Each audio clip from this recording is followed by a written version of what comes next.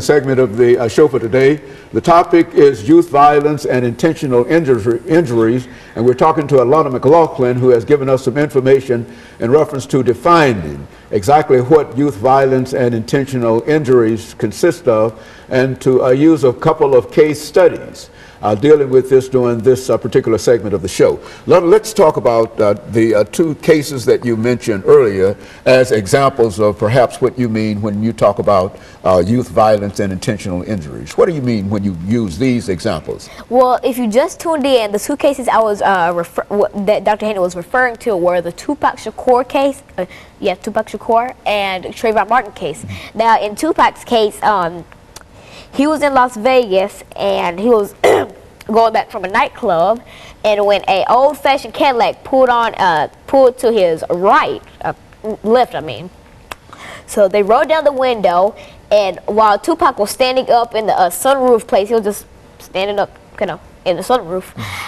The gunman shot Tupac in his chest, his abdomen, and there was a whole round in his right lung, and he was also shot in his right hand and his left thigh. Now, the gunman I'm aware of was also accidentally shot, and so what happened to Tupac was he was rushed to the hospital, but on September the 13th, 1996, he was pronounced dead at 4 o'clock p.m. approximately, and the doctors tried to revive him, but they couldn't repair his hemorrhage, and Tupac's mother, Miss Shakur, ordered the doctors to stop trying to revive him. She knew her son was gone. And another case would be Trayvon Martin. Now, Mr. Trayvon Martin was a teenager. He was 17, and he was watching the football game for the March Madness. So after he decided he was going to go down to the store, Court Market, and go get himself some snacks because he was chilling at home alone, and that's what probably any teen would go do. So after that, he went down to the store, and he was wearing a hoodie, and after that, he just grabbed a Mountain Dew and some Skittles. So he paid for that, and as he exited the the store, George Zimmerman, the local neighborhood watch leader, was out watching people. So he saw Martin and thought, whoa, he's suspicious. So after that, he called 911, and the 911 dispatcher specifically said, do not target him, do not get out the car, don't follow him. But of course, Mr. Zimmerman, in his disobedience, followed Mr. Martin, targeted him, and shot him. Now, most people say that Trayvon was attacking Zimmerman, and Zimmerman did it in self-defense, and that's what Zimmerman's family also says. But some people think it was racism. Some people just think it was just a random shooting.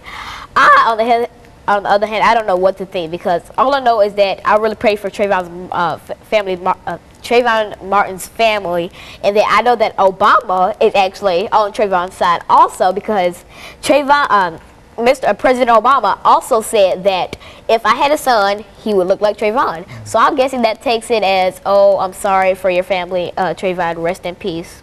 God bless. And so this is one of the more renowned cases of youth violence and intentional injuries that you're familiar with. And I also understand that you were able to talk to other folks in reference to this particular case and some of the other items in terms of youth violence and intentional injuries. What about people in your age and at your school? Do they ever think in terms of the kind of intentional injuries that they often inflict upon one another, and what are some of those injuries that they might inflict? Well, at my school, intentional injuries isn't really a non-common thing. It's pretty. Considering we have 650 students, it's kind of hard to keep them all tamed. So most of the injuries that people inflict on each other would be punches, kicks in areas that you don't want to be kicked in.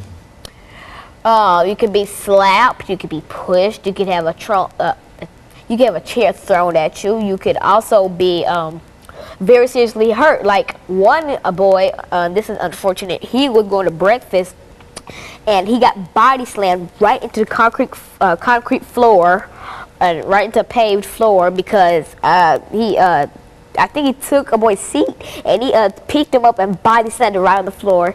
And the scary thing is that the janitor had to clean up blood, and the boy was rushed to the hospital. We haven't heard from the boy ever since. But those is, in other words, you're simply saying that even people your age involved with bullying and involved with youth violence, and Very to much such an so. extent that some of the things that you say about that today, you think that might have some impact upon them to help them stop youth violence, or think in terms of how they ought to treat. How should they treat one another in places like that? They should treat each other like they want to be treated, because if you want to be beat up and if you want to be teased, then that actually gives you no right to do it to somebody else. If you don't want that to happen to you, why would you do it to somebody else? Because you know that their reflexes will say, oh, I'm gonna go target her back, and I'm gonna go do that right back. So just treat them like you want to be treated. Treat them nicely. Treat them how you would want to be treated, is all I can simply say.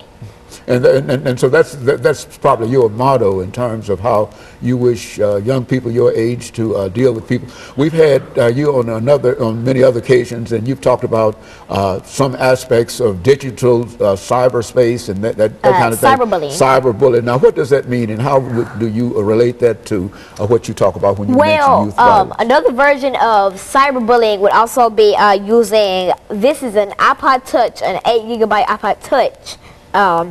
And another form of bullying would be to get on Twitter and probably just go on somebody's page and go type, oh, I hate this girl so much, she's so ugly. And I've seen that happen like on many places like Facebook and of course Twitter and maybe YouTube and etc. But all I can say is that don't take your anger out on somebody else. Just like try to be calm with it. Try to understand that maybe it was an accident. Accidents happen, but the youth nowadays try to go around that and try to say, oh, she did it on purpose, when they probably know that it was probably an accident or something. Very good. And of course, Lana, we're getting ready for our second commercial break, and then we'll come back and we'll have about 10 minutes, and then we'll give you an opportunity to make some other statements in reference to youth violence and intentional injuries. But I think that in a real sense, it has been very, very instructive